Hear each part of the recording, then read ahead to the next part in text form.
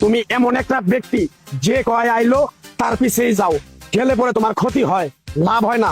কথাটা ঠিক না ঠিক? ঠিক। ডাক করলা না, না। যখন তোমার কাছে টাকা পয়সা থাকে তখন তোমার আপন বন্ধু বান্ধব, কাছের মা বাবা মা থাকে। যখন তোমার কাছে টাকা পয়সা থাকে না, তোমার আত্মীয় স্বজন কোনো বন্ধু বান্ধব তোমার কাছে থাকে না। কথাটা ঠিক না ঠিক? ঠিক। রাগ করলা? না, না। এই কথাগুলো আগে পিছনে কোনদিন বলছিলা? না। তুমি মানুষের পিছনে যায় হাজার হাজার টাকা পয়সা নষ্ট করো, তোমার পিছনে এসে কেউ 10টা টাকা ক্ষতি করে না।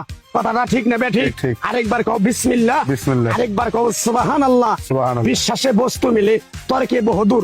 তোমার যে কথাগুলো বলছি সত্য বলছি না মিথ্যা বলছি? সত্য। তুমি এমন একটা ব্যক্তি, মানুষের দুঃখ কষ্ট দেখতে পারো না, তার পাশে যাই দাঁড়াও, তারা এসে তোমার পিছন থেকে ক্ষতি করার জন্য ঘুরে। কথাটা ঠিক না ঠিক? ঠিক। রাগ করলা? না। কিছুদিন আগে একটা বিপদে পড়ছিলা, অনেক বন্ধু বান্ধবের কাছে 10, 20, 50 হাজার টাকা হাওলা চাইছো, তারা তো ফোন করেই নেই, তোমার সাথে এখন যোগাযোগ বন্ধ করে দিছে। কথাটা ঠিক না ঠিক? ঠিক, ঠিক। রাগ করলা? না, না। এই তাবিজ গাছ গাছরা দিয়া কারো কাছে টাকা পয়সা নিয়ে খাই না, তোর কাছ থেকে সামান্য কিছু টাকা নিয়ে আমি একসঙ্গে হোটেলে খামু, দিতে পারবি? পারবো। পারবি? পারবো। হাইট লাগবো না, তোর মনটা খুবই বড়। কেউ 50 টাকা চাইলে তোর 5,000 টাকা দিয়ে দেস। কথাটা কি করছি বুঝতে পারছ? জি। আরেকবার কবি বিসমিল্লাহ। বিসমিল্লাহ। বিসমিল্লাহ বলার সাথে সাথে তুই আমারে 500 টাকা দিবি, তোর এক টুকরা গাছ দিয়ে যাবো। এই গাছটা তুই নিয়ম কারণ মাইনা ব্যবহার করবি, আল্লাহ তোরে মুক্তি করবো। কথাটা কি করছি বুঝতে পারছ? জি। আরেকবার কবি বিসমিল্লাহ। বিসমিল্লাহ।